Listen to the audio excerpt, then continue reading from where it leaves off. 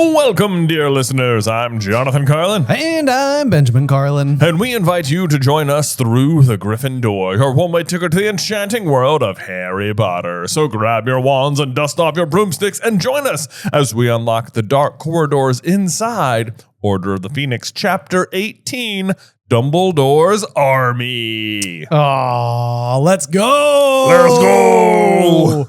Oh man, exciting stuff. I feel like there is no way to experience it in the capacity than I feel like what we're doing here, where we have this is a long book, but ordinarily it wouldn't take me months to read it. Right. You know? Yeah. I think it's fair to say. Fair to say. And so it's really odd to experience the story in this particular fashion because I can't help but feel like it's been so downtrodden. You know, we've had a couple little bright spots here in the past couple of chapters, but I feel like getting into this one is just like the wizarding world. It's Hogwarts. It's Harry. Like it's all that. It's like fun. Yeah. It's all fun. They're fighting back. They're organizing. Yeah. There's the cool room of requirement. Yes. It's like a brand new installation of the magical lore that can exist within the castle, and it does feel like the castle itself is like fighting back. It does. It's like the deep values are just as ingrained into the castle walls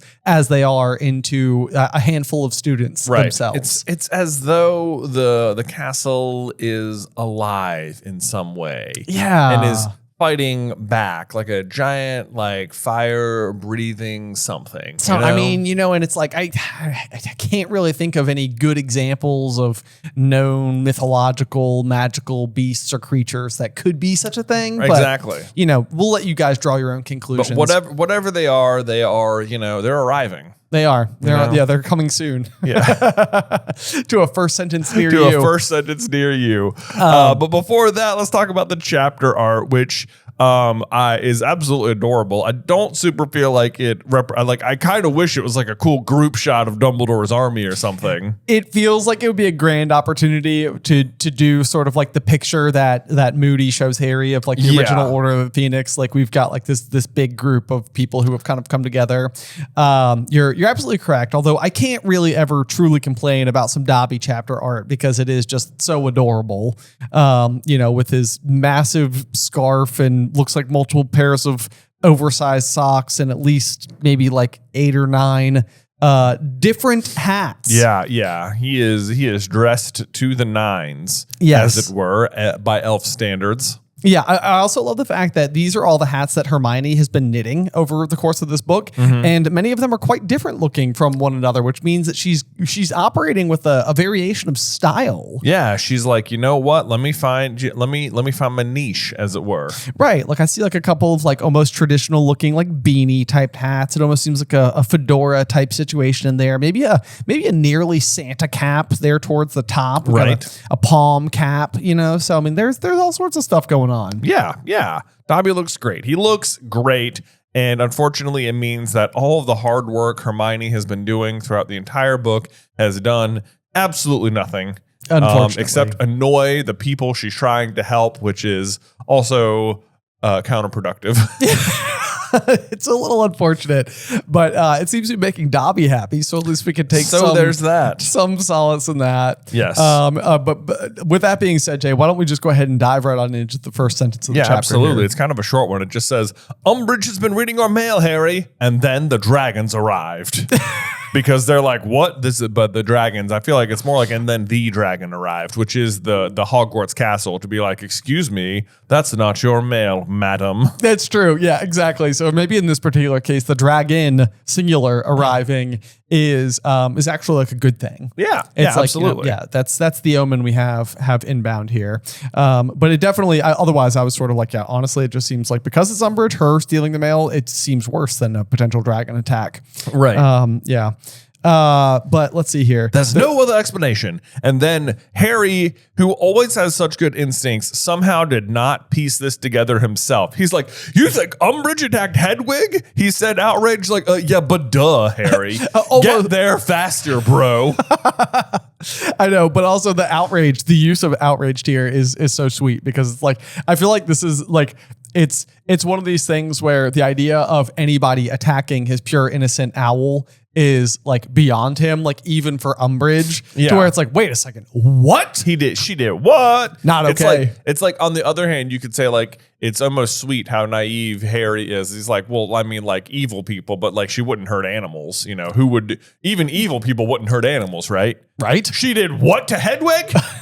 That's it. Cracks knuckles. That's it. I'm forming an army. Oh man. And then you got to get this really otherwise kind of comical scene where they are in charms class and they are working on silencing charms, and Harry is determined to squeeze his own frog into death. Yes, he is, because he's so upset that Umbridge has committed animal cruelty that he's accidentally committing it himself. Yes, he is. Yeah. It is a little ironical like that. Let's see here. So Hermione's going to be like, watch your frog, it's escaping. And Harry, I feel like there's even like a little bit of like Harry is so like lazily successful at magic. In this capacity, because like the toad is like getting away or whatever, and he just sort of like points his wand. It's like Accio, and it zoomed gloomily back into his hand. It's like, oh, I thought I was gone. Never mind. Oh. Right. Okay. So the gloomily, I wrote in like why gloomily, but I guess the frog is gloomy for having been retrieved. Yes. Okay. I was like, what? Why else is this sad? Like. Yeah. No, the frog is upset that he didn't escape. Yeah. Okay. That makes sense. That makes sense. Yeah. Now I know the intentions of the frog, which is something that every other pass of the series I've never really paid attention to. Never thought about. But you know what? I should consider its feelings. Yes. An inordinate amount of effort goes into explaining why it's okay that they're having this discussion in Charms class. It says, Charms is one of the best lessons in which to enjoy a private chat. There's generally so much movement and activity that the danger of being overheard was very slight. And then it's also full of croaking bullfrogs and cawing ravens, and there's a heavy downpour of rain. So like, don't worry, it's totally fine. They're having this conversation here. In the next book, the spell Muffliato will be introduced such that such descriptions are no longer necessary. That's exactly it. Yeah. It's like normally I have to be like, okay, what's a good way to make sure that everybody, the reader, is aware that nobody can hear them right now. Right. It's like, okay, they're not being like cavalier about this. Exactly. Yeah. And it's funny that you even bring that up as like this like over explanation, because normally like the first page of any chapter, I'm always like really like, I'm like gunning to put like a lot of notes on it. I left the entire paragraph explaining that with no marks whatsoever. Oh, that's so funny. It was just sort of like, I got nothing to say about this. I got nothing to say about this. It was loud in the room. The other irony, though, is that it's like there was generally so much movement and activity that the danger of being overheard was very slight. So it's like they've even come to the conclusion that Sirius corrected Hermione on in her choice of locations for the first DA meeting. Yeah. Which is like, she's like, well, there's so many people at the Three Broomsticks, like, it's too noisy. Right, we'll be overheard. Right, exactly. Now they're immediately like, it's so noisy, we won't be overheard. Right. So it's almost as if like they had figured this out in one capacity, but didn't really like use that same tactic in a different capacity. The double irony is that they're taking advantage of the noise in a class where they're supposed to be practicing a spell that removes noise. Oh, also true, because they're doing silencing charms. Yes. Yeah. But so then we get Hermione kind of chiming in, saying, I've been suspecting this ever since Filch accused you of ordering dung bombs, because it seemed like such a stupid lie. I didn't feel like I should tell you that, but I've been suspecting it. Also true. It's like you guys talk about stuff all the time, constantly. It's like, what have you been discussing in the meantime? Where I know Hermione's quietly like, I think someone is spying on you, Harry. I'm not going to bring it up, but I think that dung bomb thing was fishy. I think it was fishy. I think it was probably Umbridge. Yeah, exactly. Yeah, so maybe less fishy and more toadsy. More toadsy, exactly. Even that's funny though, is that I didn't even notice this on the first pass, but they constantly compare Umbridge to a toad, and they're literally using a silencing charm on frogs in this. Oh, you're right. You're right. It's like they are trying to silence Umbridge. Yes. In a sense. That's like the metaphorical thing that's happening in real life. Right. Yeah, so it's pure symbology, Batman. It's pure symbology. It's exactly what's happening. So you're totally right. Is Flitwick quietly like almost like trying to send his own covert message? Quietly indeed. Oh, it's so good. He's better than the Order at sending coded messages. Absolutely. Silence the toad is Silence what he's saying. the toad. He's just like, okay, right? You got that? Silence the toad. And then Hermione explains the joke. He's like, it's such a dumb joke because like you weren't ordering them, so they would have read the mail, and then they would have been like, oh, you're not ordering them. Ha, got it. Yeah, okay, you can send this now. Right. It's almost worse that they didn't get to read it or something. Right. Yes. Except that he would have told Umbridge what it said. So. Right. Yeah. But obviously Hermione here is just kind of seeing through all the crap effectively. So she's pretty much able to suss out exactly what's going on, and she is exactly correct. So she's pretty much got Filch already doing the dirty work for her, and it's not really the type of thing that Filch is going to object to, because Filch doesn't really care for the students at all. Nope, not really. Yeah. So great person to work at a school, Dumbledore. Yeah, exactly. It's because he doesn't work there. He's manifested there. Exactly. He's manifested there. Yeah. Filch is a poltergeist. We come back to it. We know it. Yes. Right. But then also Hermione has to chime in and change subject because she says, Harry, you're squashing your frog. Indeed. The eyes are like popping out, basically. Right. Which is pretty much what's going to happen as Umbridge is slowly catching wind of the pressure that Harry is putting on her. Her eyes are popping out? Yeah. Because she's sort of like, what are they doing? What's happening? Yeah. She's going to feel the pressure. She's going to feel the pressure big time. Yeah. So then Hermione's going to successfully silencio the bullfrog that she's practicing her silencing charm on, and they talk about how she was so close to catching Snuffles, successfully using the code name here for a second. Right. They're gonna fail at it again. They're so bad at code names. I really don't know what the thinking is here, like especially just from like a writing perspective, where it's like we're like, are you worried that the reader is going to be like, wait, who is Snuffles again? Right. Or like Witherwings? I forget. Forget about Witherwings. Is there like a really famous hippogriff that we're supposed to be remembering that was like the center plot of an entire story? Right. It's like, don't worry, we got it. We know. Yeah, there's like 1,200 names in Harry Potter. Like, you could throw 2 more at us. We'll be okay. We got it. We can remember that Sirius is Snuffles. Yeah. But anyway, we'll come back to that in just a second. Right. So then once again, we kind of have the issue, which is that like Harry doesn't have a great way to communicate with Sirius, which is really all too important for what's going to happen a little bit down the road, where communication with Sirius would be a pretty vital thing to have access to. Yeah. But we don't. Yeah. And then Hermione is going to, I guess Harry's frog is swelling like a green balloon and emitting a high-pitched whistle, and Hermione says, Silencio, and somehow this also deflates it, which is surprising to me. That is surprising. Yeah. She like silences like the effect of the inflation or something. So what did Harry do so wrong that all of a sudden it was inflating? Yeah. It also reminds me a lot of that scene in Shrek where he like makes balloons out of like reminds me a lot of that. Yeah. A snake and a frog. Yeah. Yes. And then Hermione also tells Ron that he's doing his spell wrong. He's supposed to be jabbing his wand as opposed to waving it. Right. Which feels like something Flitwick should have gone over, you'd think. It does feel that way. Yeah. Yeah. This is the kind of thing that if Harry was your teacher, he would like walk around the room and give you like proper instruction on. Exactly. He'd be like, here's what I think you're not doing right. Yeah. More of a jab. More of a jab. That's it. Yeah. Exactly. But so then you have like a funny little exchange where Ron is sort of like, crows are harder than frogs. And she's like, fine, let's switch. And then she does Silencio when the raven continued to open and close its sharp beak, but no sound came out. So it's just like a good got him moment. I know. Hermione's just like, oh, is that the case? Is that the case? Fine. No problem at all. Absolute switch with you. You can take the easy one all day. Yeah. There you go. What now? Don't make excuses, Ron. I'm better than you, and you know it. Boom. Ha. Silencio. She silences him, you might say. Ooh. Oh. Well done. Man. And then this is a weird sentence. It says, they were allowed to remain inside over break due to the downpour outside. To which I'm like, are they forced outside during their breaks? Like, what does that mean? And normally it's like, get out now. You don't have class outdoors, Potter. Go enjoy the woods no, not the woods. Not the woods. Don't go there. There is a beech tree next to the lake. You can go there. All right. Enjoy it. You're not allowed in here during break. Right. Come on. Ridiculous. Yeah.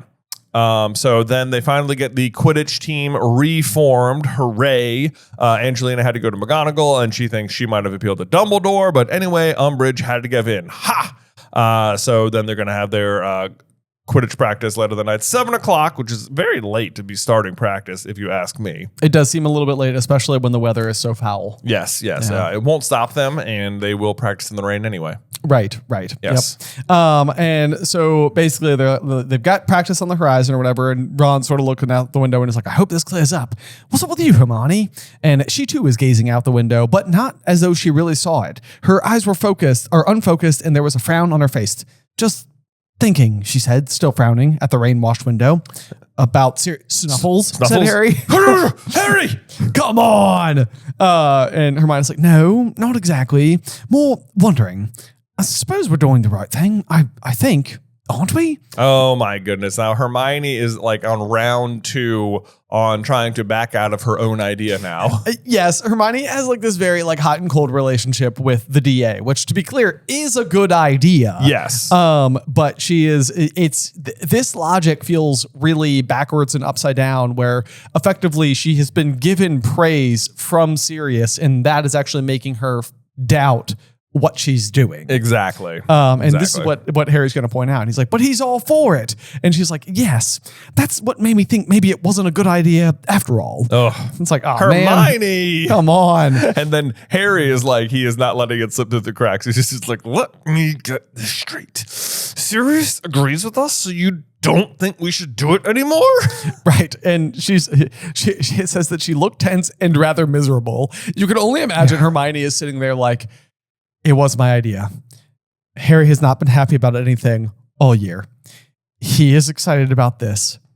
He has the support of his godfather, who he looks up to. It was my idea.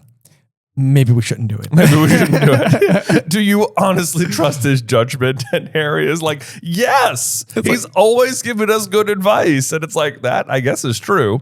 And I like that Harry is able to like recognize it through like the branding that Sirius has as this like rash decision maker. Right. But it is also one of those things where it's like later on in this very book, we're going to have a situation where Sirius's rash decision making will cause his own death. Yeah. So there's also that. Yes. Well, that's true. That's so true. A little bit of kind of like, it's a weird one because it's almost like Hermione does sort of have a point. Like we haven't fully seen that come to fruition yet. And the DA is still a good idea.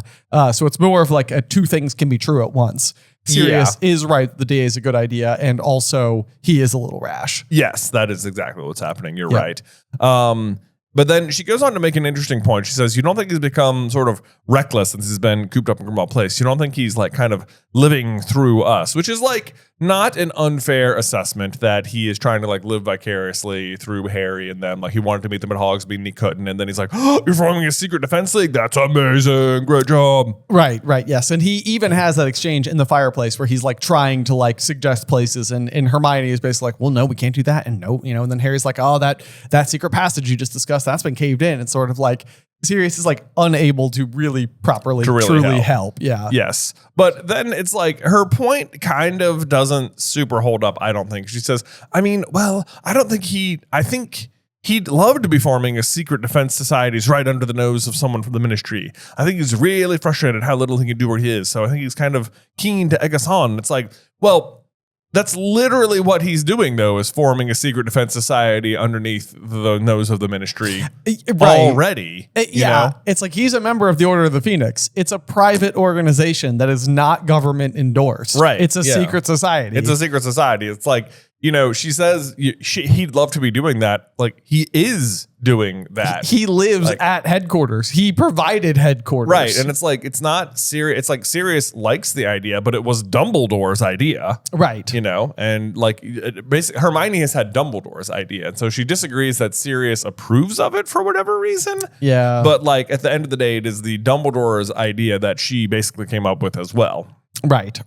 Yeah. In the meantime that we have all this important conversation going on, there's another weird scene that's just sort of happening in the background that I've never really paid attention to this before, but Peeves is shooting ink pellets specifically at Katie Bell. And it seems like it starts by just like shooting like what I assume is the equivalent of like a spitball at her. And Katie like leaps to her feet and starts throwing things at Peeves or whatever. And this is just sort of like happening in the background of this whole conversation. Yeah. And it says that the bell rang just as Peeves swooped down on Katie and emptied an entire ink bottle over her head. And it's sort of like this funny, like Katie is this odd punching bag that I've also never really like picked up on before, because it's at Quidditch practice that she ends up getting like the bloody nose and then the blister pack or whatever that like makes her nose bleed even more aggressively. Yep. And then here she's getting like dunked on by Peeves with like an ink bottle for no reason. For no reason. He's like, just doing his Peeves thing. He's just doing his Peeves thing. And then later in Half-Blood Prince, Katie will also be the one who is attacked by the cursed necklace. Right. And so it's sort of like every time Katie's on page, something bad is happening to her. Yeah. You got Angelina Johnson over there just cashing in as like Fred's date to the ball. She's the Quidditch captain. Right. She's doing great. You got Katie, you got Alicia Spinnet doing basically nothing except existing as the 7th member of the Quidditch team. Right. And then poor Katie Bell just taking the butt of everyone's joke. Poor Katie. Yeah. Poor Katie.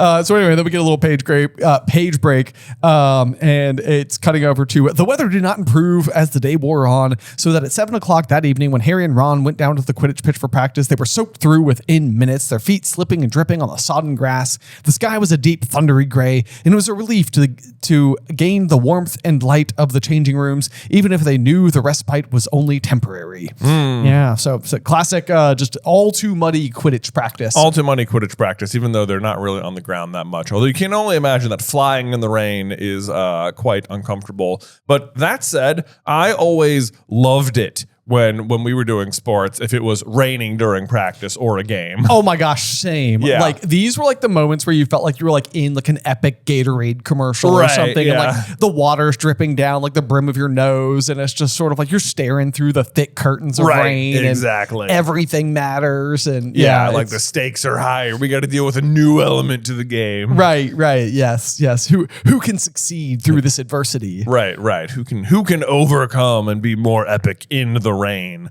Right. Then let's see. So we come in on Fred and George, who are trying to perfect another item in their skiving snack boxes, but it's hard to say exactly what they're talking about. It says, but I bet if she'd known what we'd done, Fred said out of the corner of his mouth, if only I hadn't offered to sell her some of those puking pastilles yesterday. We could try the Fever Fudge, George muttered. And it's like, what are they talking about here? Well, like, I guess like trying to get out of practice. I think they're trying to get out of practice basically. And it's because it's even like a weird setup because it's going to introduce us to Fever Fudge, which is something that they are currently dealing with the ramifications of. So it's like they're like, we can't use puking pastilles because she'll know because we've offered some to her. Right. So okay. like that won't work. And then George is going to be like, we could try the Fever Fudge. And then Ron's just sort of like listening in. He's like, hey, does that work?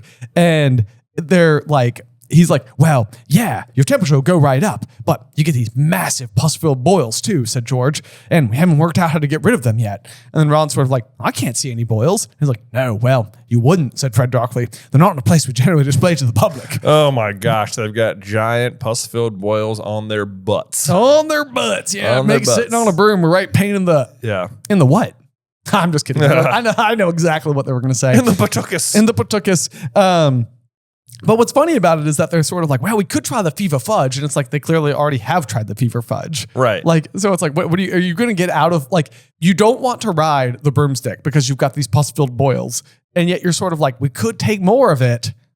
And get more boils, but we want it to fly in the rain. Exactly. Yeah. It's like the logic here isn't very good. It's almost like this is like a way to introduce Fever Fudge and this like funny anecdote, but it doesn't really make sense that they would even consider it given the circumstances. Yeah, it doesn't.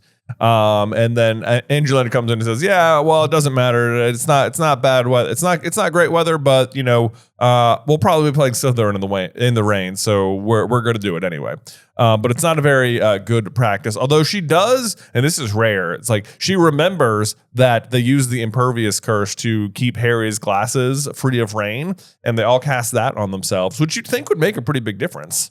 Absolutely would. Yeah. I mean, it's almost surprising too that this wouldn't be such like a common problem for anybody playing Quidditch. That like if you're at quality Quidditch supplies. They just sell goggles with an impervious charm already like built in. Yeah. You know, I mean, it's like swim goggles that have like anti-fog technology or something, you know, it's like, yeah, it's a pretty essential part of like what this tool is meant to do. It's also funny because Harry wears glasses notably, but none of these other characters are ever described as having glasses. So are they casting impervious like on their like faces? I think they're just casting it on their faces. Yeah. Okay. I sort of interpret it as like maybe they're all just wearing goggles and that's like sort of like the unsaid thing here. Well, that could be true too. Right. Yeah. But I was like, oh, that's weird. How are they doing it? Yeah. Yeah. Yeah. Then it goes out. They go outside, and Angelina's like, "All right, on my whistle." And it says Harry kicked up off the ground, spraying mud in all directions. And I'm like, "What is he? A helicopter?" Like, I know. How hard is this kid pushing off the ground? He's pushing off hard, man. He's launching, dude. That's a firebolt. Right? Yeah, you're right. You know. And then he gets to administer the sloth grip roll to avoid being unseated by a bludger. Which I gotta say, it's such a tiny sentence, but what that does, because if you remember a couple chapters ago, it's like Angelina was like going through like how to do this particular move. Yes. Right? Which means that she has successfully taught them. She has. It's like good coaching, it's you know? Good, yes, absolutely. Yeah, now he's like able to employ it to do exactly what you're supposed to do. Right. So it's like the second time in maybe 3 chapters where the sloth grip roll has specifically been brought up as a proper Quidditch maneuver. Exactly. Yeah. Exactly. That Angelina has successfully taught her team how to do. So bravo, Angelina. Yes. Yep. Of course, the rain is too much and they don't really get much done, which I would say I think there's probably more accomplished in this practice than Angelina or the team is giving themselves credit to, because as ever, it's like the team that suffers together bonds together. And it's like, even if you didn't really get like better at Quidditch, what you did was team building. You did team building. Yeah. This is like the hardship of the thing. It's like, it probably going back to what we just said about playing sports in the rain ourselves. It's like when you got to the end of a game that you played in the rain, it's like you guys did something together. Right. There's like a layer of camaraderie. Also, just simply probably flying in the rain at all is probably just like a useful tactic, especially if that's upcoming. So exactly. Any exposure to being used to flying in those conditions, helpful. I would agree. Like maybe it wasn't fun, but I bet it was more useful than you think. Right. Then we get a little bit more insight into the pus-filled boils on the bottoms of both Fred and George, because some of Fred's have ruptured while none of George's have. And then Harry goes, "Ouch!" To which I wrote in, "Also pus boils?" Also pus boils? Take some fever fudge, Harry. Obviously not. The very next sentence is, "The scar on his forehead had seared again, and more painfully than in months." Yes.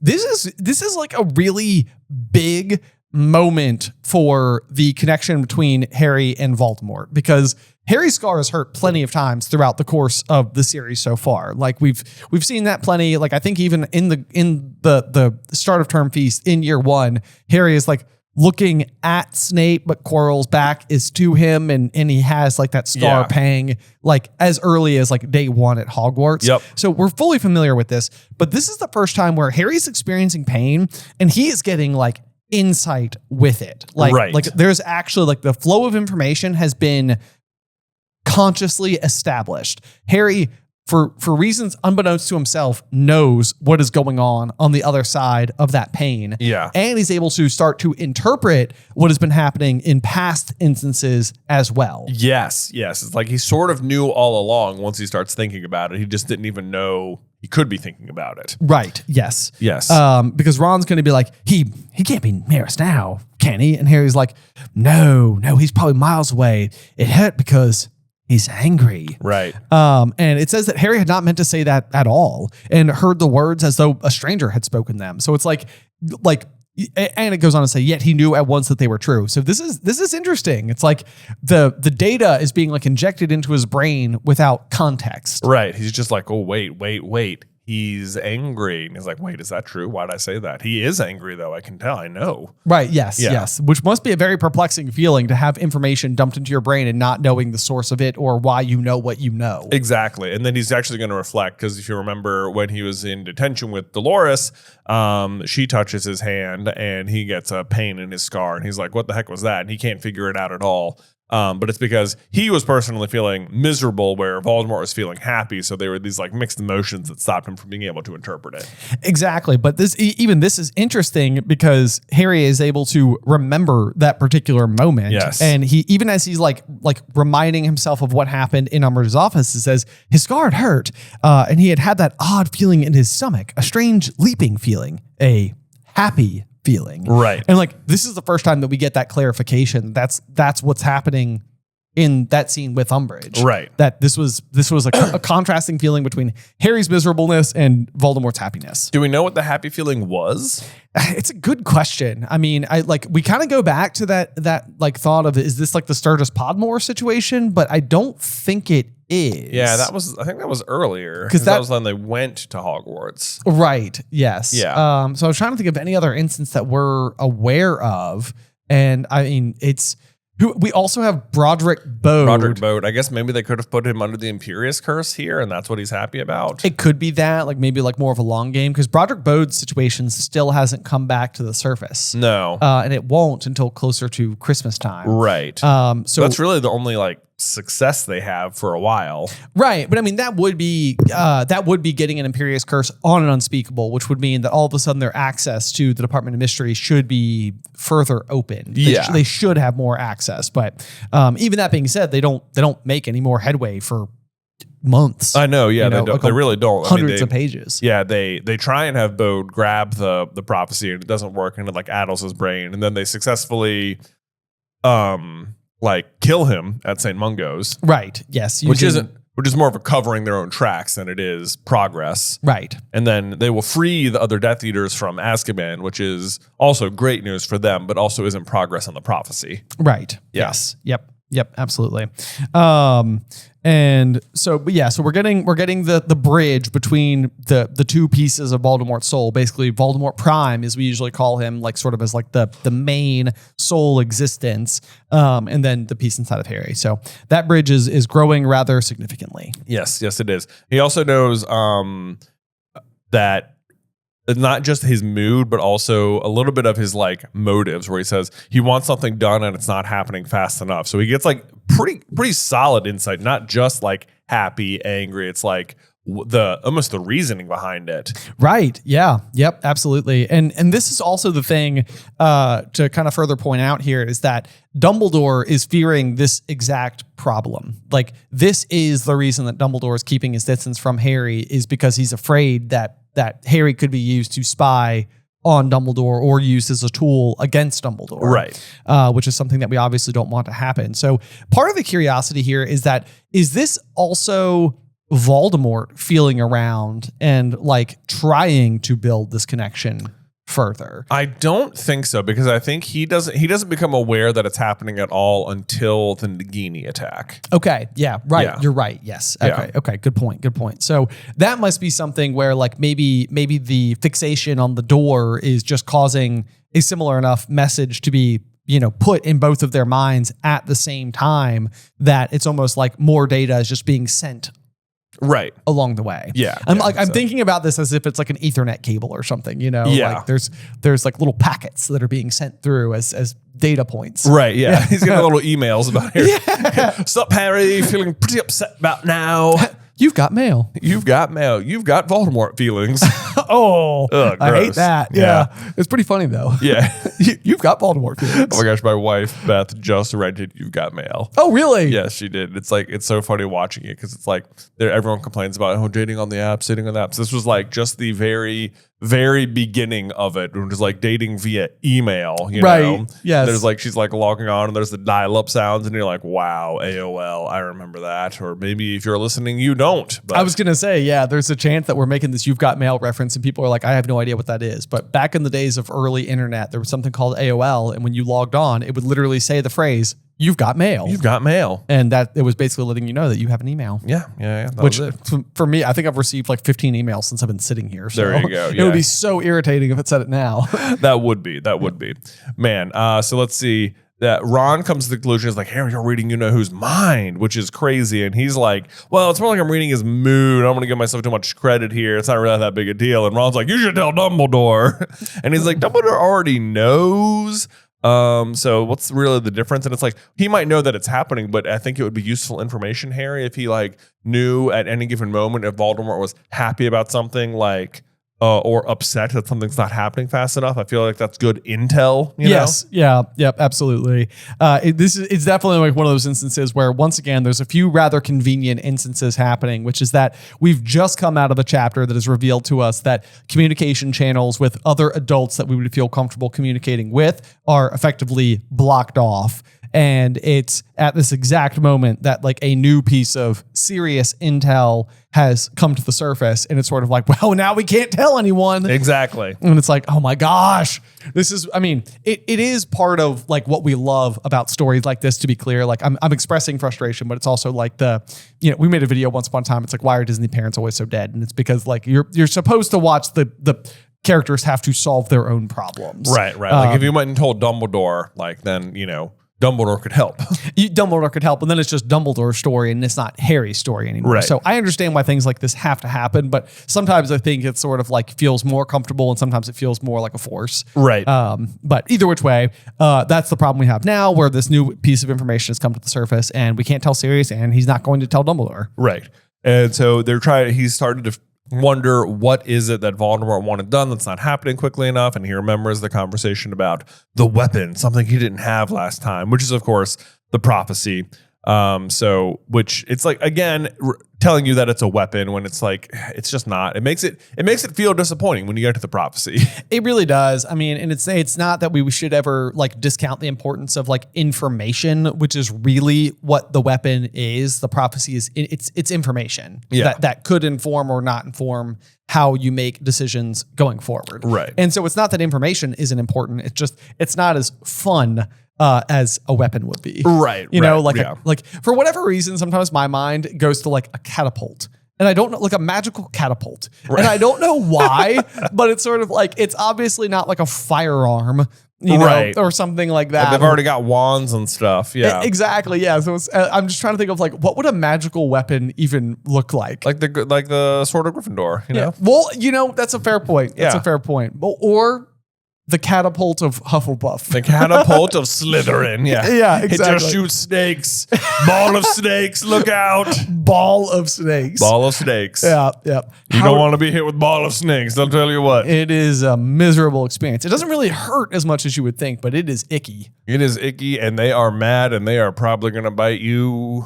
Yeah. It is, no one, you know what? It's never a good day to just be walking down the street and be hit with a giant ball of snakes. I say it all the time. Yeah. Exactly. Cloudy with a chance of ball of snakes. A ball of snakes. Oh no. This is a very telling sentence. It's easy to just skim over it, but it says he had not thought much about those words, talking about the weapon, in weeks. He'd been too absorbed in what was going on at Hogwarts, too busy dwelling on the ongoing battle with Umbridge. So think about that for a second, because what it means is that the literal Dark Lord Devil Voldemort himself is out there, your literal mortal enemy, hunting down a dangerous weapon, and Umbridge is so bad that you are thinking more about her. It's unbelievable. It's like, Umbridge, by all accounts, should pale in comparison to the behaviors of Lord Voldemort. Right. Like it's like, this is sort of like a really irritating person who's adhering so aggressively to the bureaucracy that it's like stop and yet no, she is her own brand of evil and is holding her own in terms of where she ranks next to Voldemort in terms of how much we hate her. Yeah, which is very high. Yep. Let's see, but then Harry's continuing to wonder about this.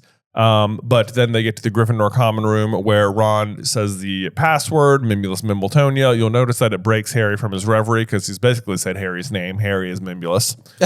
Of course, that theory continues. Yeah, so the password just is Harry Potter. It basically is just Harry Potter. Also, I cannot believe no one's changed the password yet. It does seem absolutely shocking. Yeah. Because we're like a couple months into school at this point. It's like, it feels like we're due for a new one. It really does. Yeah. It doesn't seem like you would have the same password until what month is it now? Have we even gotten to past Halloween, right? It's been like Because we went to Hogsmeade. We got to was Hogsmeade Halloween weekend, or Was like it? I think it was like the second weekend in October. Okay. Maybe we're not there. Either way, it's been at least 6 weeks. It's been a while. It's been a while. Yeah. There's that password. Yeah. Anyway, then Harry has what to me feels like one of the more relatable experiences with the act of studying out of a textbook. And I don't know, like as I was reading this, I was like, it's me. This is exactly what it was like. Yeah. So Harry is reading about scurvy grass, lovage, and sneezewort and not taking in a word of it. So it's like he's like reading the words. Like these plants are the most Efficacious. Thank you, efficacious, in the inflaming of the brain, and therefore much used in the confusing and befuddlement drafts, where the wizard is desirous of producing hot-headedness and recklessness, which feels like almost like another little like poke at Sirius in particular. Like there's no indication whatsoever that this is what has happened to Sirius, but like in some ways it almost makes you wonder whether or not like Creature didn't like stew a little cup of one of these potions and like slip it to Sirius. And like, that's like what leads him to the Ministry of Magic. That he's like the poisoning him? Well, In a sense. I mean, I guess poisoning is correct. I mean, it's just interesting to me that I think Sirius is so described as reckless and hot-headed. And this is something that Harry's learning about in this same year. Right. So that's all really all. I don't actually think it's connected. It's just kind of interesting that's there. But as he keeps like reading these words, it keeps sending him down different pathways. So it's like we've got the inflaming of the brain, and that makes Harry think, well, the Daily Prophet would think his brain was inflamed if they found out what he knew Voldemort was feeling. Therefore, they were much used in confusing and befuddlement drafts. Confusing was the word, all right. Why did he know what Voldemort was feeling? So it's like he's reading these words and basically just like he's so preoccupied with his own concerns that he's just kind of picking and choosing words that match up with what he's already thinking about. Exactly. But when I was studying as a kid, this would happen to me all the time. All the time. Like I would be like reading through a textbook. I would get like 5 paragraphs in or whatever. And I was like, I didn't digest anything. I read one word that made me think about something else. And now I've been thinking about that ever since, which means that the voice inside of my head that is reading the book to me, I'm actively ignoring. Yeah. I'm ignoring my own self. Yes. Yeah. I know exactly the feeling too, because textbooks have a terrible way of just not being interesting. Yeah. What's up with that? I don't know. Yeah. I don't know. It should be. You're learning new things. I know. Yeah. It should be fun. And most of the time, like even like as I'm reading this, I'm like, man, I would love to be a wizard. This just seems like a fun book. I would read this book. I'd read this book. I want to know about how efficacious sneezewort is in inflaming the brain. Exactly. Right. It sounds fun. It does. Right. Potions. It should be fun. It should be fun. Yeah. But anyway, all this is happening, and Harry is sort of kind of having like a very divination-like moment where it was warm and comfortable in his armchair before the fire, with the rain still beating heavily on the window panes and Crookshanks purring in the crackling of the flames. Like all of this is like cozy. It's very cozy. It's very ASMR. You know, it's it just is. like these sounds sound wonderful. They do. And as a result, Harry sort of like falls asleep, just sitting right there. His head falls sideways. And once again, he is walking along the windowless corridor. If he could only open it, if he could only enter beyond. And then, so yeah, he's so close to doing it. It's like, I can't believe he can't connect the dots that like Voldemort wants something done. I keep having dreams about like wanting to open the door. Right, yes. Yeah. And maybe this is just like one of those things where we know the whole story. Yeah, we absolutely do. So it does change the perspective from our side. Like we know what he's looking at directly. Yeah. But otherwise, if this is your first read and you're sort of like, what is up with this door? Yeah. Like I want to know so badly. I know. But then it's interrupted when his fingertips were just inches away from it. Right. Harry Potter, We got some Dobby ex machina coming in here. That's so well said. Yeah. He woke with a start. Who's there? which is kind of a funny thing for Harry to say. Dobby has your owl, sir. And Harry's like, Dobby, peering through the gloom towards the source of the voice. This means that Grubbly Plank gave Dobby Harry's owl at like 3:00 in the morning. Basically. Said, bring this back to Harry. Yeah. Otherwise, like what was supposed to happen here was like Harry's supposed to like wake up and just have Hedwig like on a perch next to his bed. I guess. I don't know. Actually, it doesn't sound that ridiculous. That's pretty much what happens like every Christmas. Yeah. They wake up and there's presents and it's like, where'd they come from? It's like, who knows? Yeah. It doesn't matter. But anyway, yeah. So Dobby has once again awoken Harry in the middle of the night to deliver some interesting bits of information. Yes, he has. But I guess, yeah. Can you imagine Grubbly playing back down there? It's just, fiddling with Hedwig, monocle on, smoking her pipe. Yep. And we know Dobby is one who frequent the staff room because that's how Moody drops the line about the gillyweed to him. Right. Yep. Yeah. Yep. And even that's kind of funny too, because there are two very important instances that are both given to Neville in the movies that are both otherwise Dobby things. And one of them is the gillyweed for Goblet of Fire task 2, or the second task rather. And so obviously like Neville's obsession with herbology is supposed to be what leads Harry to it. Yes. And in the movie, they just stick to that, but it's typically Dobby. And then in this case, it's Dobby who is about to tell him about the room of requirement. And in the movie, it's Neville. Yeah.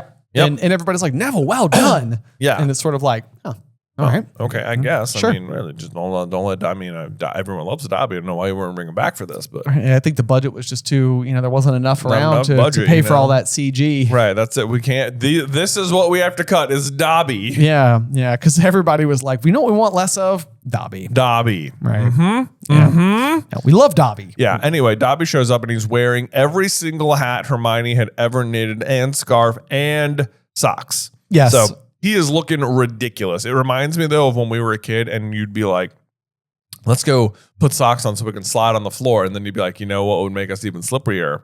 Second pair of socks. Second pair of socks. If one sock make you slippery, two sock make you more slippery. 10 socks later. I was going to say, Yeah. we used to have like small casts on our feet. Yeah, like, basically. I'm sure we were ruining our socks. Probably. But it was fun. It was fun. And we slippy slided so well. We did slippy slide so well. Yep, that's so that's how Dobby looks like here, wearing as many socks as he can. Which at the present moment sounds terrible, wearing like 10 pairs of socks, but it does. Yes, nothing about that sounds fun. Let me get like a little bit more. Like Dobby brings up Winky, and because Dobby's basically been trying to take some of the clothing and deliver it to Winky, even though the rest of the house elves don't want anything to do with all the hats and scarves and stuff that are being left behind. And Harry's like, "Well, how is Winky?" And Dobby's like, "Winky is still drinking lots." Lots drinking, lots of butterbeer, very bad. I love his answer. It's like, have you been taking all the clothes? No, Dobby has been taking some to Winky. Yeah, it's like, but mostly yes. But yeah, well, so yes, but I haven't been keeping all of them. Right, exactly, yes. So none of the other house elves want to clean Gryffindor Tower, which doesn't bother Dobby at all because he always hopes to meet Harry Potter, and tonight, sir, he has got his wish. Oh, which is just Dobby adorable. has to clean the whole Gryffindor common room by himself. I know. But then he's like extra happy about it. Yeah. I know. He's like, it's fine with me. Free clothes and maybe see Mr. Harry Potter. This is the best. Yes. Yeah. Then Harry's not looking so good. He's yawning, and Dobby's like, "Are you okay?" And he's like, "Oh, you can't help me, Dobby, but thanks for the offer." And it's like, how wrong he was. It's so true. Yeah. It's so true. I even like though that Dobby was sort of like, I was listening to you in your sleep. Was Harry Potter having bad dreams? It's like, well, I always have bad dreams. Yeah, I have kind that's of a like traumatic just- life. I don't know if you know anything about it. You kind of would. Remember that time you woke me up, and the other time you woke me up, and the other time you woke me up? Right. A lot of these have been your fault. One time I had to regrow my bones, Dobby. Because you're bludger. Actually, I really blame Lockhart. Well, let's be honest. Yeah. Right. Like, it's like, it wasn't Dobby's fault you had to regrow your bones. Not to kill, just seriously maim. Angel, I didn't mean to rubberize your arms. But Harry's response to the question about bad dreams is not really bad. And it's like, okay, false.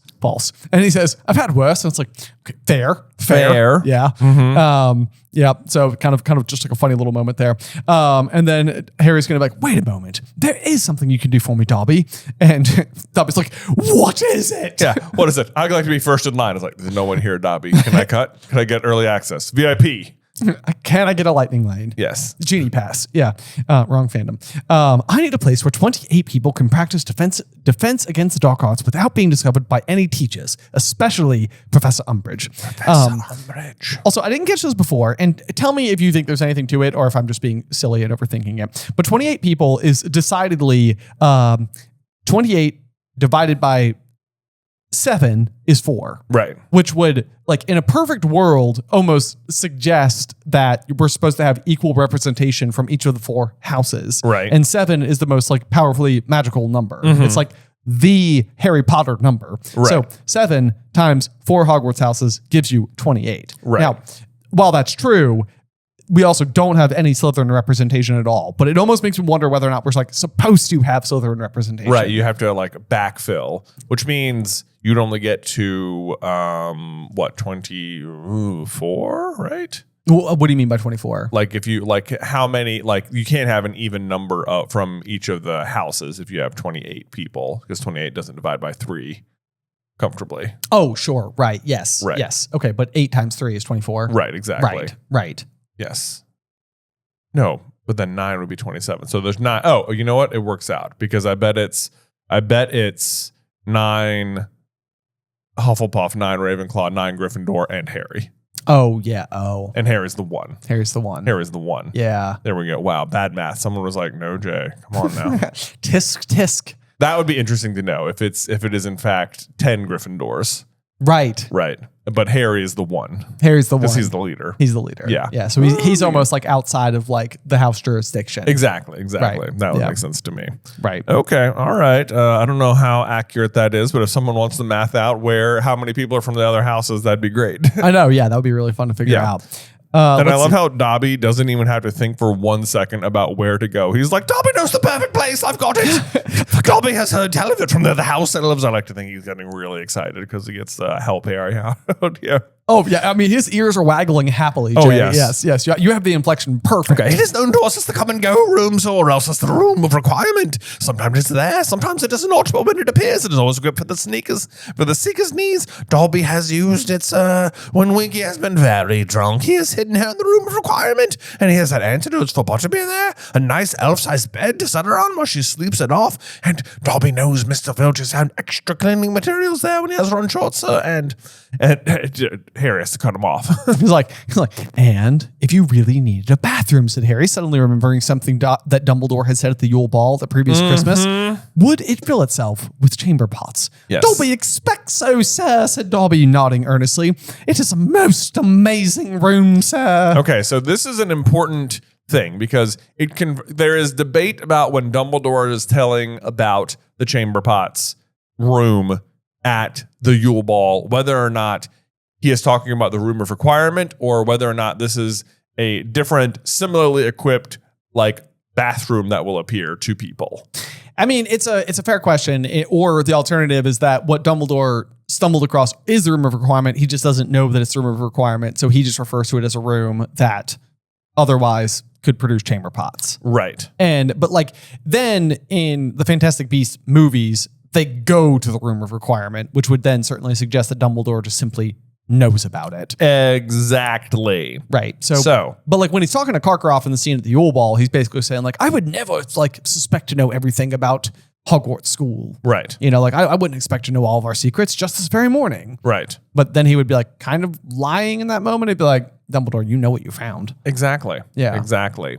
So the Fantastic Beasts movies makes this particular exchange have some extra layers to the whole Dumbledore's plan of it all. Yeah. Because it feels like when you first read it, like you're like, oh, cool, magically occurring room with bathrooms. That sounds like something Hogwarts could do. Absolutely. Or whatever. You don't really think about it. It's a quirky, whimsy. Yeah. Quirky thing. This passage here then kind of confirms that no, actually it was the room of requirement. Dumbledore did find it, but you're like, he just didn't know it was the room of requirement. It was just like, it worked for him as intended. He just didn't know how to use it or how to make it happen again.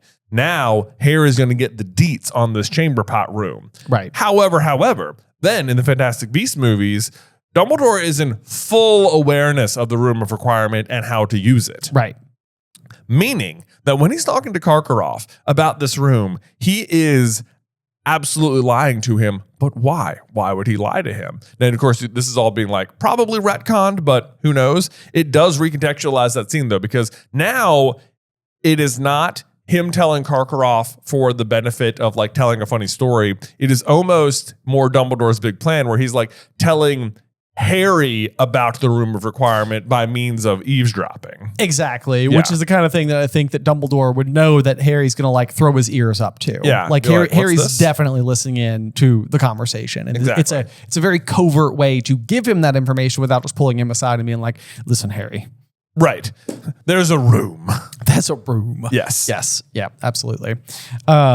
Even that is almost like if Dumbledore is literally watching right now, it wouldn't be the first time that Dobby is used as a messenger to help Harry get there faster. Right. And so it's sort of like, why is it Dobby in particular who is selected to return Hedwig after Grubbly Plank has repaired her? Right. You know, like, why can't this just wait until, why does this have to happen in the middle of the night at all? right. You know, it's like, I can imagine Dumbledore being down there, like with Grubbly Plank, being like, "Why don't you summon the House Elf Dobby? He loves Gryffindor Tower. He'd be pleased to bring it to Harry." Proper pleased, because he already knows that they're going to be looking for a spot for the Room of Requirement because Mundungus was spying on them and told him. Right. Yes. Yeah. Right. Yep. Correct. He knows they need this. Right. Right. That they're looking for a place to do it. Right. And so what does he do? In the dead of night, he uses the house elf to send a message to Harry. Boom. Makes sense to me. Yeah. I don't have to fight that at all. Yep. And then I love this exchange too. When can you show me where it is? Anytime, Harry Potter. Let's go now. We could go now if you'd like. And I was just like, it'd be so classic Harry to go now. Yeah. But he is so tired, and he has had these little nudges all chapter long about recklessness. Yeah. Between the sneeze wart or whatever we were dealing with on the past couple pages, and then also Hermione talking about Sirius. I still can't believe he doesn't go. I'm still pretty surprised, but he does sort of like rationalize himself like, not tonight, Dobby. This is really important. I don't want to blow it. It'll need proper planning. Listen, can you tell me exactly where this Room of Requirements is and how to get in there? And by proper planning, he means he's going to tell everyone to show up there before he's tried. Yes. Yeah. Turns out this works. Right. Thank goodness. And he's going to make the plans to do this on the information that Quidditch practice has been canceled. He's like, Angelina's like, Quidditch practice has been canceled. And Harry's like, that's fantastic news. New plan that I came up with in this moment. DA meeting tonight. 8 p.m. 8 p.m. Be here. It's at a room I don't know is going to work yet. And Right. I just thought of this because I just found out Quidditch practice is canceled. So great plan. I'm glad. These are the plans I was talking about when I was talking to Dobby last night at 3 a.m. Right. Yes. Yeah. Yes. Yep. So that information comes over, and Harry explains, because we've found somewhere to have our first defense meeting tonight, 8 o'clock, 7th floor, opposite the tapestry of Barnabas the Balmy, being clubbed by those trolls. And this is actually kind of an interesting one too, because I've always sort of been like, why this particular description? Like, why this painting? Like, again, this is more like almost like from a world building perspective than it is like an in-universe type situation. But it feels to me like maybe Barnabas the Barmy is a wizard, I guess, who is attempting to teach trolls how to perform ballet. Yeah. Which is not going well because the trolls are just being trolls and clubbing Barnabas. They're like, I don't think so. Yeah. So it's a futile effort. However, it feels an awful lot like what Hagrid is going to be doing with Grop in the woods later. Oh, you're right. It's a bit of a futile effort to attempt to teach Grop, like, which, I mean, he does make some headway on. Yeah. Like, he teaches him some words and they have some conversation and stuff. But Grop is still never like, you know, a conversational wizard. He's a conversational giant. He's a conversational giant. Yeah. But I think that's my best bet, is that that's supposed to be, if we're getting like little nods to hot-headedness and recklessness and whatever, it's like, that's serious. It's like, this is sort of futile effort to attempt to teach, you know. Yeah. Grop. Keep Grop there. Right. Also, I think it's funny. We kind of have a page break and he goes to the next day where they're going to be in herbology. And it says, where they could hardly hear what Professor Sprout was saying over the hammering of raindrops, hard as hailstones on the greenhouse roof, to which I was like, God, if only there was like a spell that could like silence noise or something. If only. Right, like, yes. In the same chapter? Come on. It doesn't seem like it would be beyond Sprout's abilities to literally just cast like the impervious charm on the roof of the greenhouse. It is like baffling that she doesn't either cast Silencio or impervious on the greenhouse roof, because this would be such a like constant problem for her. Absolutely, it would be. And we've literally seen both of those spells in this chapter. But not for Sprout. Right. Nothing but plants for that lady. That's it. No checking in on old Cedric. Right. No nothing. Yeah. Whatever. It's fine. Also, As we get more and more information about where the room of requirement is, we're going to find out it's on a 7th floor corridor, which not for nothing is also where the Gryffindor common room is. Is on the 7th floor. Okay. So it is almost baffling that more and more Gryffindors are not just like kind of like covertly aware of the room of requirement. It feels like this would be the kind of thing where there's inevitably somebody who's like walking into class, walks past the moment. They're like, crud, I forgot my quill. Oh, yes, they exactly. Walk they walk right back. They're like, nope, I do have it. Wait, I forgot my textbook. Oh my God. A door appeared. And look, inside of it is just a library full of the textbook I forgot. All the stuff I need. Yeah, exactly. And a couple of quills just in case. In fact, I want to say if you're playing Hogwarts Legacy, it is literally the same hallway. Wow. In which you walk past, you are like walking towards the fat lady, and which is at the end of the hallway. And alongst the way, there is the painting of Barnabas the Barmy. So like even at the end of the chapter when he's going to be watching the Gryffindors head back to their room on the map, it's like Gryffindors headed down the corridor to the common room. Right. It's like, I think it is on the hallway. Wow. Which then makes it really surprising that the Marauders didn't find it. That is. Because it's right outside the Gryffindor common room. Couldn't see the forest for the trees. Exactly. They're like, we got to get past. There's nothing right in front of us, you know? Exactly. Yeah. Yes. That's it. Yeah. Then it's kind of funny as well because Harry is setting up this plan for the first, defense meeting because we haven't called it the DA yet. And he's like talking to Angelina about it, asks her to tell Katie and Alicia, and then he finds Hermione watching him. He's like, what? And well, it's just that Dobby's plans aren't always that safe. Hermione! I know. And it's like, oh my gosh. Hermione, I think more than anything, is not liking the outside council. Right. Because Hermione is going to be very leadery in the upcoming DA meeting. And she's like, what if we do DA meetings? And Harry's like, I don't know. She's like, please. And he's like, okay, board of directors, Dobby the house elf, Sirius Black. And she's like, well, hold on now. It's like, I made you secretary of SPEW. Yeah. I was sort of expecting a similar, Right. Similar thing. Similar thing. He's like, that's fine, Hermione. I have other people, though, that I also trust. Okay. Right. All right. Yeah. You know them. All their plans are good. Always. Dobby. Always. Dobby, serious. Dobby. It works out constantly. Yeah. Let's see here. This room isn't just some mad idea of Dobby's. Dumbledore knows about it too. He mentioned it to me at the Yule Ball. Hermione's expression cleared. Dumbledore told you about it? Just in passing. Well, there you go. Look at that. I know. It is, even from Harry's perspective, even though Dumbledore was talking to Karkaroff, he told Harry. Yeah, exactly. Yeah. Yes. It's like, that was for me. That was for me. Right. Yeah. Yep. It's a little bit of a stretch that he said it in passing, but he sort of did. Then it says that somewhat to Harry's disappointment is Ginny, who managed to find Cho Chang and her friend first to let them know about the upcoming defense meeting. And this is like a 4D chess move by Ginny, if you ask me. Yeah. Right? Because on the one hand, if you could very easily be like, if you're Ginny and your goal is to date Harry, right? To be like, hey, maybe we don't tell Cho and she just doesn't show up at all. Right. Ginny, on the other hand, is like, no. The real problem is that Harry's about to go talk to Cho. She's coming anyway. That's going to happen. Right. Like, we know Harry likes her. He wants to go talk to her. Cut him off. Yeah. Like, I'll go do it so there's not one more point of contact. Exactly. Yeah. Exactly. And it's a way for Ginny to almost be like diverting the relationship between Cho and Harry without actively even doing anything like super foul play towards Michael Corner either. Oh, yeah. Like, she's not flirting with Harry. She's just preventing Harry from flirting with Cho. Exactly. That's exactly what she's doing. Yes. Yeah. And in the name of getting the girl he likes to come to his club. Exactly. Right. Yeah. It's very, this is Ginny is playing a different kind of, like, Ron's good at regular chess. Ginny over here is like, look, y'all don't even know what you're doing. Yeah, okay? add another axis. See what happens then. See what happens then, Ron. Okay. Yeah. I'm going to marry that guy. You just watch. Right.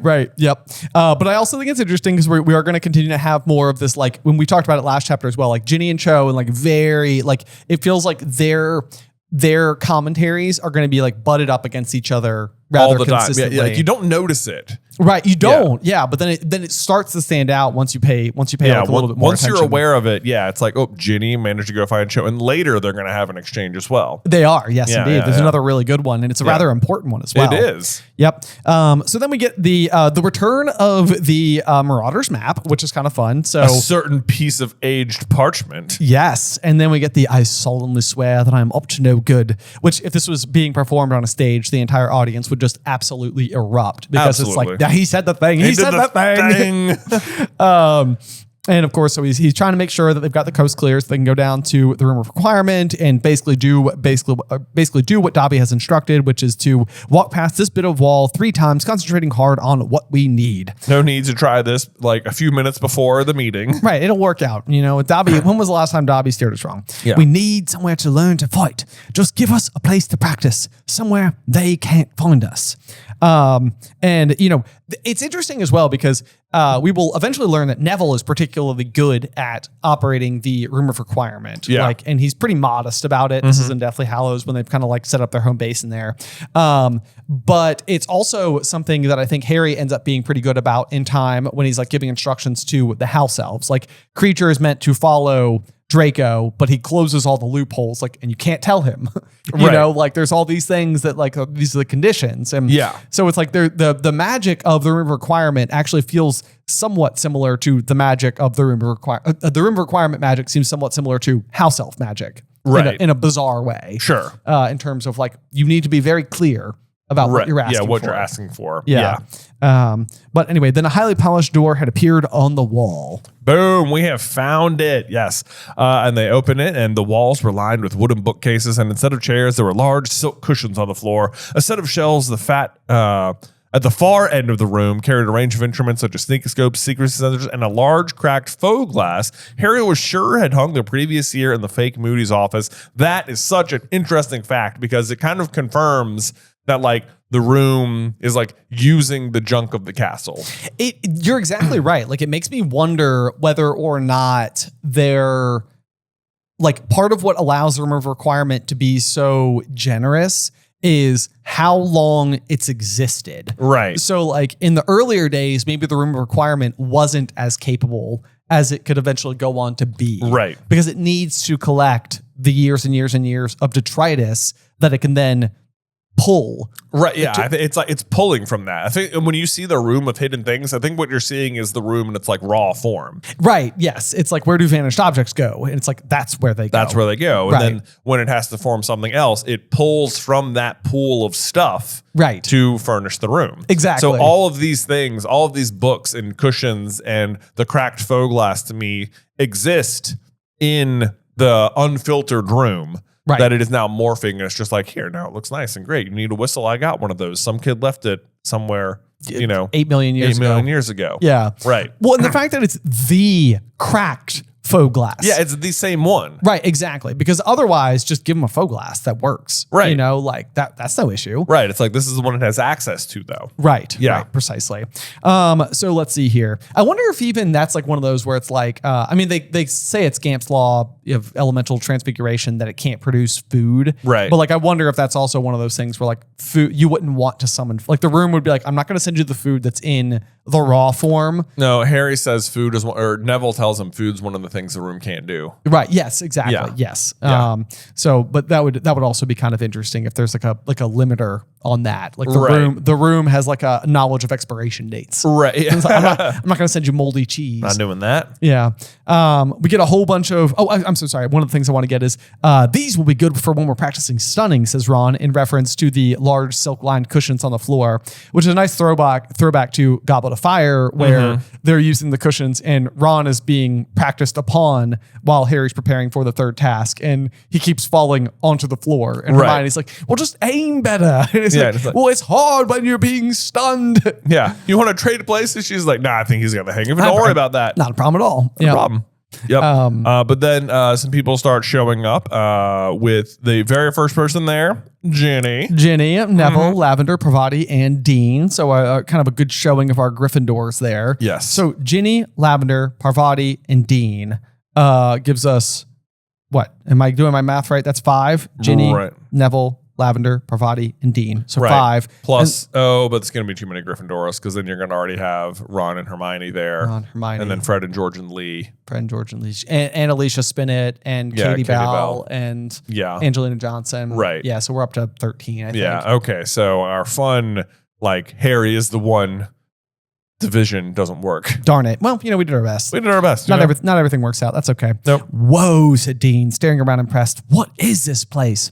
And I just gotta say, like, I love Dean in this book. He is so supportive. He's great. All the time. All the time. Like he is just like he's like an unsung hero, like just like a nice like member of the Hogwarts community who I think just like he's not pompous like Ernie. He's not got like weird other connections. It's not like a crush situation. I mean, I guess him and Ginny go on to date, but like Dean is just being supportive. Right. like, yeah. Wholeheartedly. He's like, wow, great find. And right down the hall from the common room. I can't believe I've never seen it. So handy. Right. Yeah. There's something very satisfying about this particular sentence. Harry moved to the door and turned the key protruding from the lock. It clicked in a satisfying loud way, and everyone fell silent. Ooh. Yes. So love that. And this is sort of like one of those momentous moments where it's like the first time you don't really have any like pre-established routine or anything. And Harry is already sort of like a reluctant teacher. So he's kind of a little wobbly out of the gate trying to like assemble order and get things going. But I guess fortunately, maybe Hermione is there to like help establish some like hard deets. Right. Yeah. Because she's like read a few leadership books here and there. It seems like a few self-help books. Almost certainly. And it certainly, I think also it is a good indicator for how Hermione will eventually go on to be the Minister of Magic in the wizarding world, because it's like, it's almost as if she understands that like the process can be just as important as everything else. Right. And what that may actually like do in terms of like defining roles and limits and things like that. So, because Harry's about to get started and she throws her hand up in the air and she's like,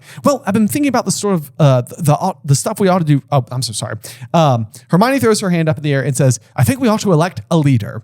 And immediately Cho is like, Harry is leader. I know. I love that Cho is immediately defending him. He's like, what are you talking about, Hermione Granger? It's like Harry's the leader. Right. Yes, but I think we ought to vote on it properly.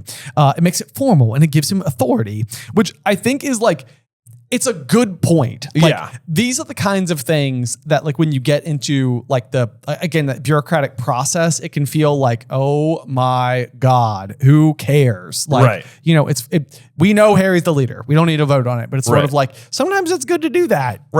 Like everyone raised their hand and did it. Everyone saw everyone raise their hand and do it. Right. Now it's established. Now, like, even if we get like weeks in and somebody else is good at magic, it's not going to be like, well, wait a second. Is Zacharias Smith our leader? Why aren't we listening to Zacharias? Nope. We've elected somebody. Yep. Yeah. And so then Harry tries again to get going on things. And once again, Hermione is like, also, I think we ought to have a name.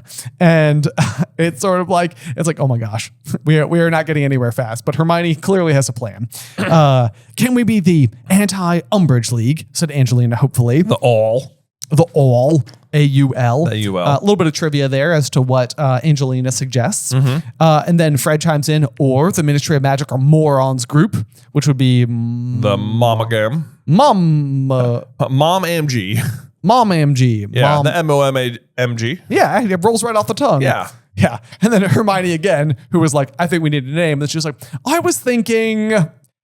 like, I have a different idea. Let's not do what you suggested. Yeah, I was thinking more of a name that didn't tell everyone what we were up to so we could refer to it safely. And it's like, yeah, but they land on Dumbledore's army, which is pretty much exactly what you're doing.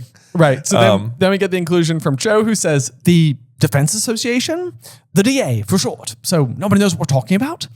And then Ginny, again, chimes in immediately after. Yeah, the DA is good, said Ginny. Only let's make it stand for Dumbledore's army, because that's the ministry's worst fear, isn't it? Yes. And it's sort of like, this kind of goes against exactly what Hermione just said. I know.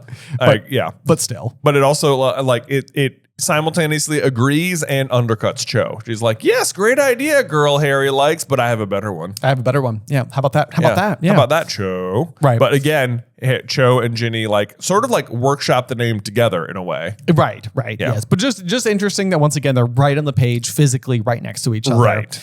So then Hermione calls in to vote, all in favor of the DA, and that's a majority. Motion has passed. Boom. And then she writes Dumbledore Army across the top of that piece of parchment that everybody signed their names on, and this totally won't come back to haunt them at all. It totally will.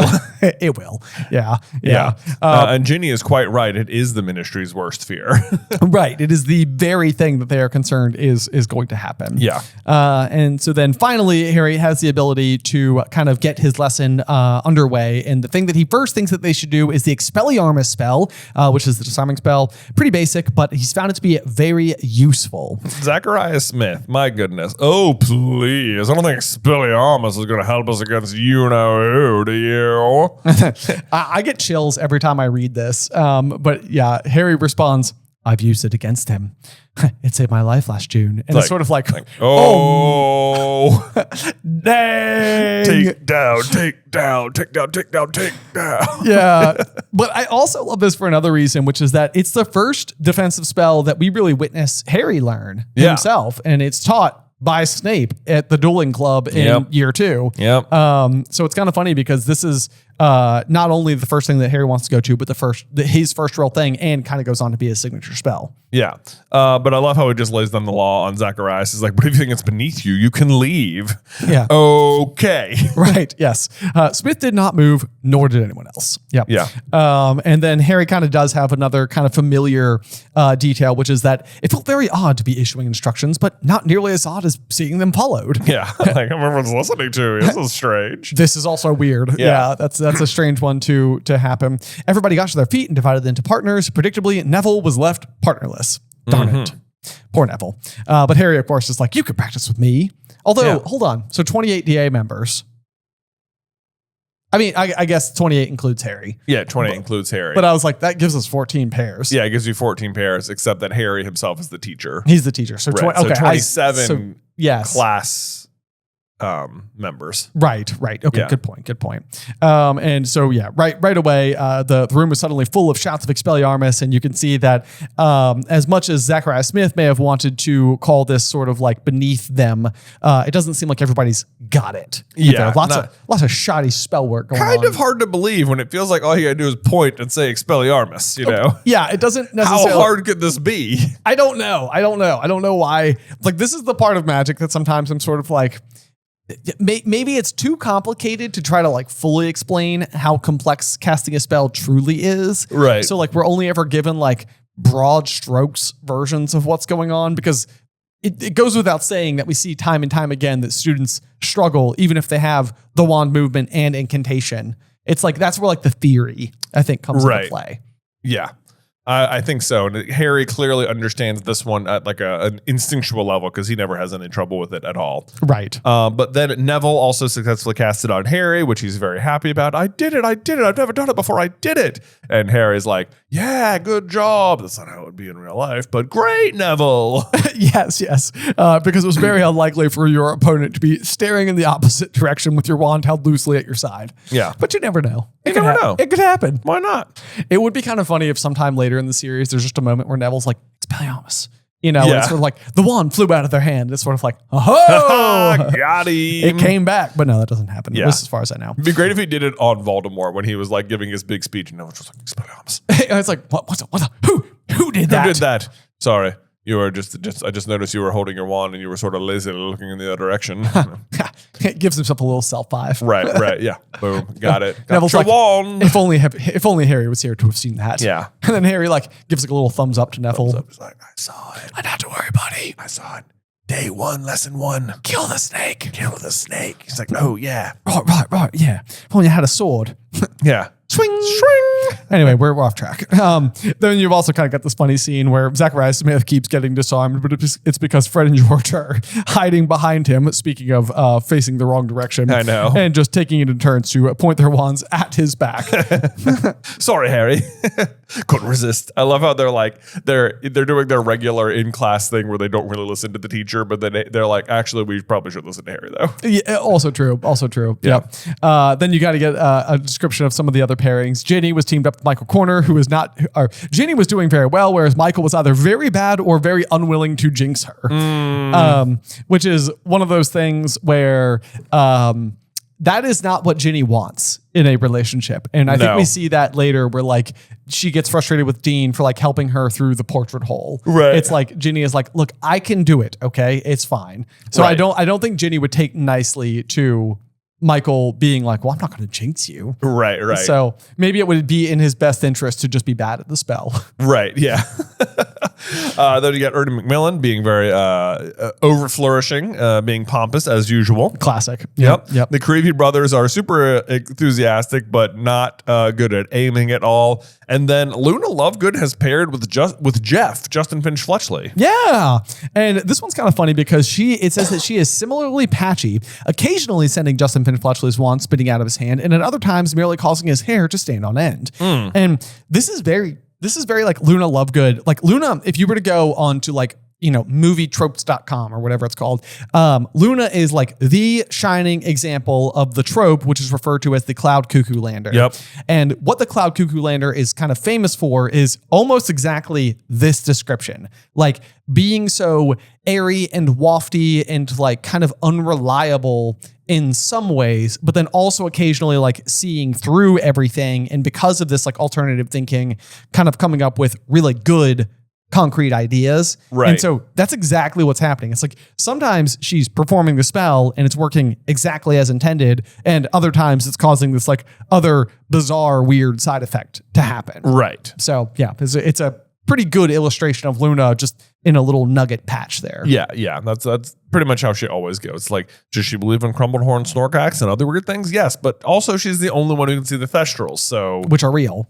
So when to take Luna seriously is always a fun navigational path. That's it. Well said. Yep. And then you kind of get that funny moment where the room of requirement is clearly able to deliver because he's like, I need a whistle, and then just immediately like spots one. Boom. So this is probably, I wonder how well this would work with anything where if he just thought of any object that he may need in that moment and genuinely needed it, I just suspect the room could deliver it. I suspect you're right. Yeah. But so he stops them, says that wasn't bad, there's room for improvement, and then he goes around the room and starts like actually correcting them and showing them what to do, and there's general improvement, so that's good. Right. And then he finally decides he needs to go inspect Cho because he's been kind of like too nervous to go talk to her. But when he gets too close, she starts like messing up the words. The first one is Expelliarmus. Yeah. Which kind of looks like amor, I think, which is like love, Oh, like amorous. Yeah, like almost. amorous. Yeah, you're right. Okay. Expelliarmus. Yeah. Right. Then Expellimelius. Expellimelius. Oh, sorry, Marietta. Yeah. She catches her on fire. Marietta is like, I hate this group. I hate it. Right. I hate it. Right. Yeah. Great. Don't want to be here. Didn't want to go to the first meeting, and now I'm on fire. And thanks, Cho. Right. To which Marietta is looking at Harry as if this is his fault. And Cho is sort of like, don't mind her. She really doesn't want to be here, but I made her come with me. Her parents have forbidden her to do anything that might upset Umbridge, you see. Her mom works for the ministry. So I looked her up. That's Madam Edgecombe, Department of Magical Transportation. Okay. I don't really have any like major takeaways from that. I just wanted to know who it was. Okay. Yeah, that's good to know. That's who it is. Yeah. Yep. Transportation. Let's see here. And basically, Harry's sort of like, well, what about your parents? And Cho's like, well, they've forbidden me to get on the wrong side of Umbridge too. But if they think I'm not going to fight, you know who, after what happened to Cedric. And this is sort of like where that, like Hermione will eventually go on to explain it rather eloquently. But this is where like Cho has these complicated feelings for Harry, and they're complicated because Harry survived when Cedric didn't, and she was dating Cedric, who died. And right, but like, before that, she liked Harry, but now she can only date Harry because Cedric died. And yeah, right, yeah. So it's sort of like, I don't know. It's like I'm here, but because that's the other thing. It's like Cho, I think, is somewhat there because of Harry, right? But she's also there because of Cedric, which so it's like it's you've got several paths leading her to the same destination, right? And it's all tied up together. And yeah.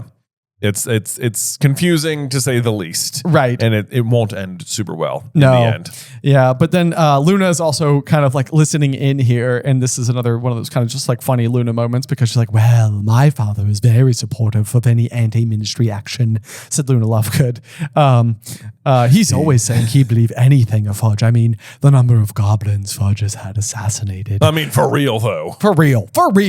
And of course, he uses the Department of Mysteries to develop terrible poisons, which is sort of like, maybe? Maybe. I think that's really just supposed to like re-remind you of the Department of Mysteries. Right, yeah, kind of float that back to the top of your brain. Yeah. And then there's his umgubular slash kilter. Right. Which I have no idea what that is. The umgubular slash kilter. I mean, the globular kind of like, it reminds you of the spelling of Umbridge. It's got the and the B. Yeah, right there. That's true. Umgubular slash kilter. Right. Yes. Umgubular. So maybe that is like a situation where like somebody was like almost like speaking in code about like Dolores Umbridge or something. And it's almost like whatever has telephone gamed its way to Xenophilius Lovegood, it ends up as umgubular instead of Umbridge. Right. But that was like, like any good telephone game. It's like wherever it starts, it ends up somewhere else. Right, exactly. And now it looks different. So that's his like secret weapon, the umgubular slash kilter. Right. Which is Umbridge. Which is, yes, exactly.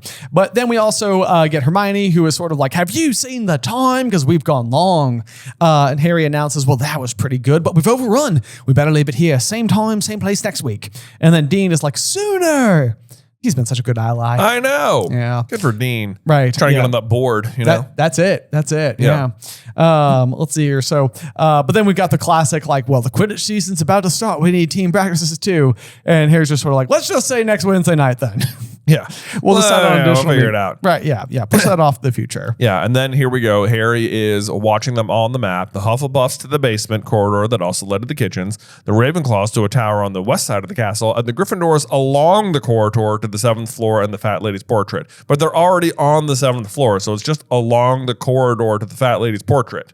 Yeah, it's definitely on the same floor. Yeah. 100%. I mean, I guess this is like where I don't really know that much architecture of castles or especially magical castles where things are like so weird. Maybe they could be further apart than they seem, but the Gryffindors definitely have an advantage here. Yeah. Yeah. It's closer They're to right them. there. Right. Yeah. It's embarrassing no one's found it. It is. Yeah. That was really, really good, Harry, said Hermione when finally it was just her, Harry, and Ron left. Yeah, it was, said Ron enthusiastically. Did you see me disarm Hermione, Harry? Only once, said Hermione, stung. I got you loads more than you got me. I did not only get you once, I got you at least 3 times. Well, not if you're counting the one where you tripped over your own feet and knocked the wand out of my hand. Classic Ron and Hermione. Classic Ron and Hermione. And this is earlier in the it's like Ron, it's like Hermione can't stand not being the best at something in a class, right? Especially, yes, because like even earlier, like earlier in the chapter, Ron was like, she was like Silencio, and Ron was like, well, it's harder to do the crow, and she's like, fine, let's switch, and she does it better anyway. Now Ron actually has a win. He's like, I got you, right? And he's like, wow, once, I know, yeah. This, I would say to give you an accolade as an older brother who is better at video games than me. I feel like you were always very encouraging, like in the rare occasions where I was able to like potentially like knock your Smash character off or something. You'd be like, nice one. Like you would never be like, that's it. Now I'm turning on turbocharger. Yeah, mode. right. Yeah, time to really try. Or maybe that's silently what was happening in your head. That's why I always lose. It could be that. Yeah. I mean, there. I always know there's a moment in video games where like a lot of times I'll be like leaning back, and then if I feel like, oh man, I really need to focus, I like sit up. Right. Yeah. You're like, okay. All right, hold on now. I need to be about 1 foot closer to the screen. Right. It's like when you're looking for like street signs, you have to turn the volume down on the radio. It's exactly what it's like. It's like, hold on. Okay, no one talk to me now. No distractions. I need to focus. Right. Yep. But speaking of focusing, Harry is not focusing because he's not listening to Ron and Hermione at all. Instead, he was thinking about how Cho said that he made her nervous. Oh. Adorable. But that does, with that, bring us to the end of chapter 18 and allows us to look forward to chapter 19, The Lion and the Serpent. But before we close out for today, Jay, do you have a review for us? I sure do, Ben. Today's review comes from Brian Pamela Grace. Whoa, Brian Pamela Grace. I know, it's quite a name. It is indeed. They say, best show ever. Oh. Guys, I'm listening to your latest episode where you were talking about Harry, Ron, and Hermione meeting at the Hog's Head for the very first DA meeting. Ben said he imagined someone doing dishes while asking what Flitwick said to bring, and there I was, doing dishes, holding a glass. Who knew? You were that person. Brian, Pamela, Grace. Anyways, I often wonder, is it possible Umbridge used Felix Felicis, liquid luck, to send the Dementors to Harry? It's quite the coincidence that everything fell into place so well. Did she have the urge to interfere with the cauldron shipment? Would love to know your thoughts. Okay, wait, give it to me one more time. It is, did Dolores Umbridge use Felix Felicis when sending the Dementors to Harry? Because it's quite a coincidence that everything fell into place so well. Okay. That it's like there actually is someone from a secret organization she is unaware of watching Harry. Right. Yes. And I think that we sort of did talk about that. Like somehow, some way, it feels like Umbridge has something in her favor. And I can't remember if we said maybe that maybe there's a little surveillance going on, or maybe she's keeping tabs on him, or maybe like the trace is kind of like a Marauder's map where you can like look at like a dot, you know, and like kind of be like, okay, he's left the house, you know, like, because it seems like they're able to keep track of some things that like they know when magic occurs near him. Right, of course. Or even like how closely Umbridge needed to be involved in sending them there, or how long they had been there otherwise. Like, is it possible that like she like parked two Dementors in the alley? Because it says that Harry is going to like one of his like usual haunts. Right. I'm pretty sure. So this is like a place that like there's a known history that Harry goes to. It's like a playground. I know in the movie he's sitting on a swing, and now I can't remember. I mean, I think he is sitting on a playground when he sees Dudley and the gang. Okay, because it's the only swing that hadn't been destroyed by Dudley and the gang. And then him and Dudley are walking back down Wisteria Walk. Right, yes. And so I think it's a very good observation, because you do have a lot of things kind of teed up just perfectly. There's nobody else really in the alley. Mundungus has left. Even the cauldron-related tip-off is the kind of thing where it's like, did Umbridge set that up? You know, like, like, was she involved? Like, did she knock the cauldrons off the back of the broom so that like Mundungus would have somewhere to go? Right. But it's like, how could she even know Mundungus was there? Right. You know? Yeah. Because it's like if he was doing magic, they could just pin that magic on Harry. Right. Yeah, it's true. And it's like the thing that like bothers me about the belief that she's using Felix Felicis is that like in my mind, Felix Felicis is almost like magic itself channeling through like a person to enable the good circumstances. Mm-hmm. And I don't want to believe that Felix Felicis would cooperate with Umbridge's initiative. Sure. You know, like in my mind, it's like it's almost like the same. I mean, Umbridge can cast a Patronus. So this is a bad example, but it's almost like it wouldn't work for her because the Felix Felicis would like resist Umbridge's desires. Right. But like, there's nothing to say that that's true. There's no precedent. There's no canon. There could be something we could point to inside of the situation where it like resists her a little. Okay. Where Harry drops his wand and is looking for it, and it just says Lumos, and despite not touching it at all, it pops on. Oh, that's a good point. That's lucky. That was lucky. That was lucky. Yeah. Okay, that's a good point. So, and I guess the other thing too is that if she was taking Felix Felicis, then her endeavor should have succeeded, which it does not. Well, it runs headlong into Harry, you know. Luck can't do everything for you. True. Right. True. That's a good point. Yes. And it comes darn near close to succeeding. It does. It absolutely does. I mean, Dudley is pretty, I mean, you know, the chapter title suggests demented by the situation. Right. Yeah. So would she have used Felix Felicis in order to send into effect this entire series of events? Yeah. I mean, the amount of luck being that happens is that there is, even though Harry has a basically 24/7 guard watching him, the Dementors happen to arrive during a rare small window when Mundungus is not there. Right. And simultaneously, Mrs. Fig isn't there either. Right. To even like raise the alarm. And Harry is wandering around, Mundungus is gone, and Mrs. Fig is not present all at the same time. Right. Which is pretty unusual circumstances. Pretty unusual. Given like the order's like priorities here and they're concerned that something exactly like this is going to happen. Right.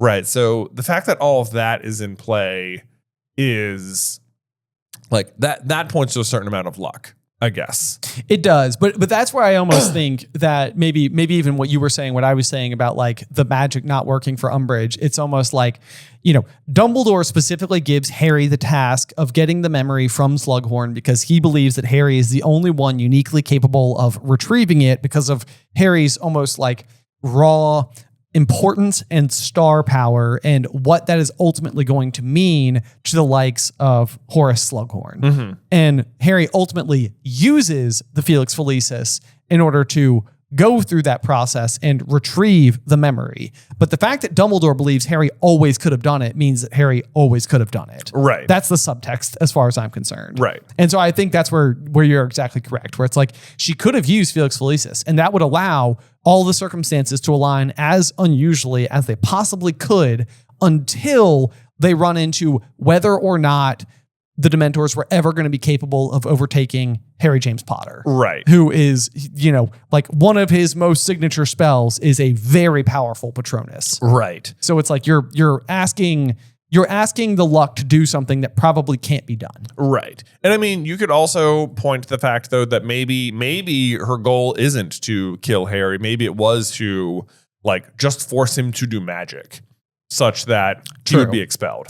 And that's where you've also got the trial coming into play. And even that, could be her objective working in some capacity. Because if Harry gets like soul sucked, that's going to look bad. That sends the flagpole up. So maybe even... Right. If he loses his soul, then the Dementors are out of control. Exactly. So that goes against her. Right. So in that way... So maybe it's lucky for her that doesn't happen. So maybe it's lucky for her that it doesn't happen. She's taking a real risk here because if it goes as badly as it can go, that's going to look bad on her. It's going to be traced back to her. Right. Okay. I could see it. Okay.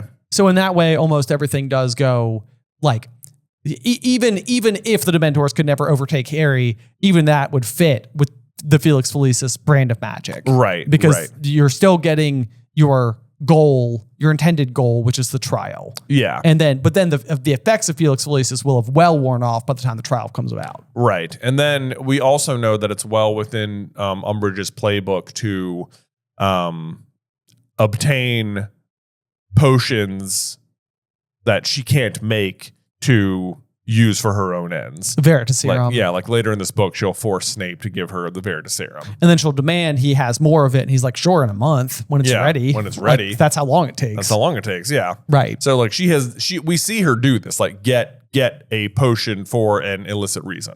Right. Yes. And that's the thing. It's the idea of like Umbridge handling like a golden snitch to me. It's like, I hate that. Right. I don't like her using Felix Felicis because Felix Felicis seems so Harry coded. Yeah. To me, it's something I so associate, but it's like gold. It's like gold. Yeah. But I could see where that would work. I think it fits. I don't have any major issue with that. Yeah, it doesn't really hurt anything if that was true. It makes it make a little bit more sense. It does because it's such an unusual circumstance. Yeah. Yeah, that something is able to slip through. Right. Okay, great question. Yeah. Great question indeed. There we go. And hopefully we read this to you as you were cleaning more dishes. Yeah, hopefully. There you go. Yeah, and you're like, oh my God, again! Ah! But otherwise, thank you guys so much for listening. That's going to bring us to the end of today's episode. Make sure you join us next time for Chapter 19, The Lion and the Serpent, here on Through the Griffin Door. Today's episode was edited by Ethan Edghill. Vaishon Brandon does our art. Catherine Stein is our production manager, and the show is hosted by me and Jonathan Carlin.